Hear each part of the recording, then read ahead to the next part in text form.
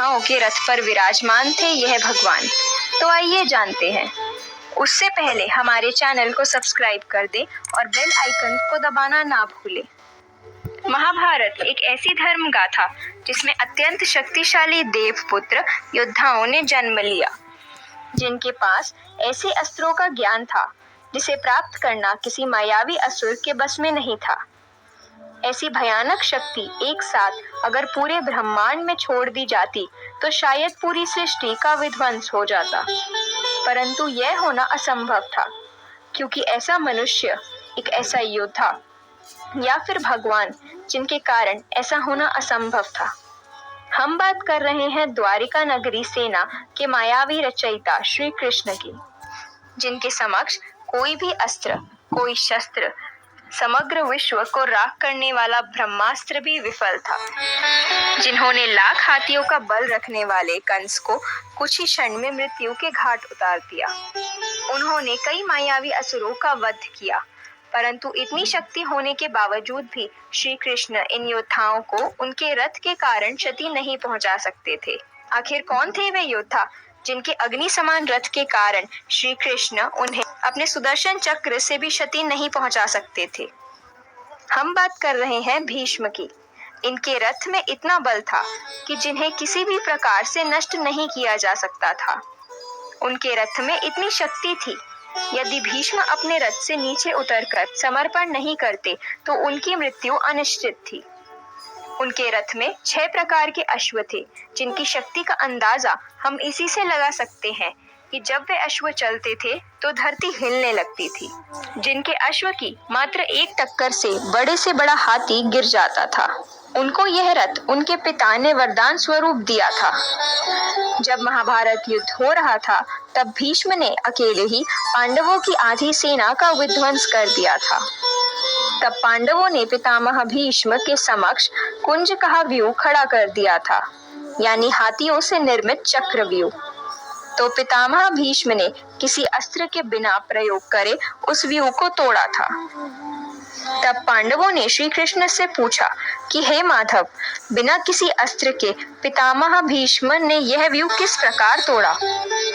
और श्री कृष्ण ने बताया कि जितना सामर्थ्य पितामह भीष्म में है, उतना ही सामर्थ्य उनके रथ में लगे अश्व में भी है।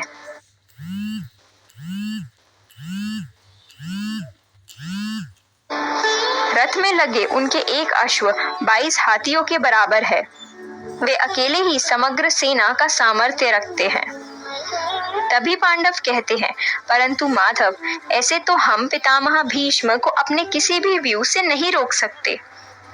तभी श्री कृष्ण कहते हैं, जिस प्रकार वन में लगी भयंकर आग को बादल पर्याप्त वर्षा से रोक सकता है, उसी प्रकार कुरुक्षेत्र में पितामह भीष्म के बल को तोड़ने के लिए हमारे पास शिखंडी है।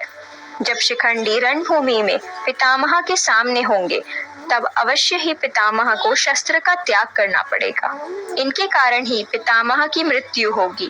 अब बात करते हैं महाभारत के दूसरे योद्धा की, जिनके रथ में भीष्म के रथ से भी ज्यादा शक्ति थी, परंतु उसकी मृत्यु का कारण उसी का रथ बना। ऐसा महान योद्धा यदि वो चाहता तो समग्र ब्रह्मांड को अपने अधीन कर सकता था।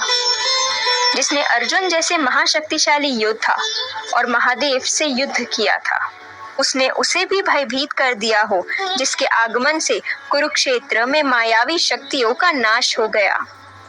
जहां भीष्म के सामने सब भय से कांपने लगते, वहां उन्होंने भीष्म जैसे महाप्रतापी योद्धा को युद्ध के लिए ललकारा था, जो बड़े कुल का होते हुए भी नीच कुल का कहा गया, जिसने समग्र मनुष्य जाति का कल्याण चाहा, परंतु समाज ने उससे घृणा की।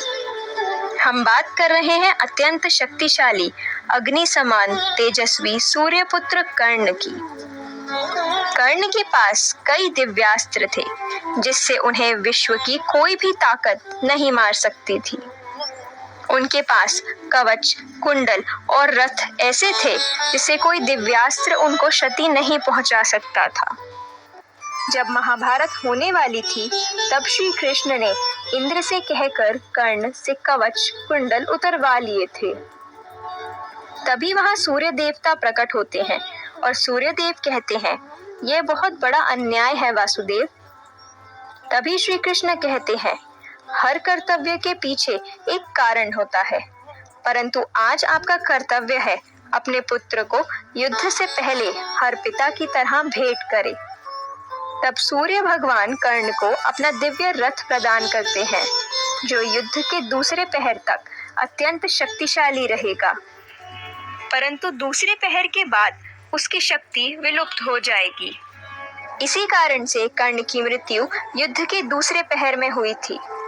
अब हम जानते हैं महाभारत के तीसरे योद्धा के मायावी रथ के बारे में, जिसके आगमन से स्वयं महाबलशाली भीम को झुकना पड़ा, जिसने अर्जुन के पिता इंद्र को देवासुर युद्ध में सहायता करी, जिसके पास देवों से भी ज्यादा भयानक शक्ति थी, जो कि इंद्र के घनिष्ठ मित्र थे। फिर क्यों अर्जुन ने उनके प्राण ले लिए? हम बात कर रहे हैं असम के राजा भगदंत की, जिनके पास इंद्र के ऐरावत की तरह ही सबसे शक्तिशाली हाथी था, जिसके मात्र एक चिंगार से समग्र युद्ध भूमि में तूफान आ जाता था। और भगदंत के हाथी का नाम सुप्रतीप था, जिसके आगमन से सभी हाथी भय से कांपने लगते थे। इसी कारण अर्जुन ने भगदंत को मौत के घाट उतार दिया था। अब जानते हैं महाभारत युद्ध के चौथे सर्वशक्तिशाली योद्धा के रथ को। जिस महाभारत की रचना श्री कृष्ण ने करी हो, उस महाभारत में श्री कृष्ण के समक्ष जो भी योद्धा रहेगा, उसकी जीत तो अवश्य ही सुनिश्चित है। हम बात कर रहे हैं अर्जुन की, जिनका रथ पूरे कुरुक्षेत्र में सबसे शक्तिशाली रथ था, क्योंकि वही ऐसा रथ था जिसके ध्वज पे कोई सारथी नहीं, स्वयं भगवान थे। अर्जुन के रथ पर लगे ध्वज पर स्वयं पवन पुत्र हनुमान जी थे। अतः जिसके सारथी युद्ध रचयिता श्री कृष्ण हो, उसको कौन सी शक्ति भस्म कर सकती है?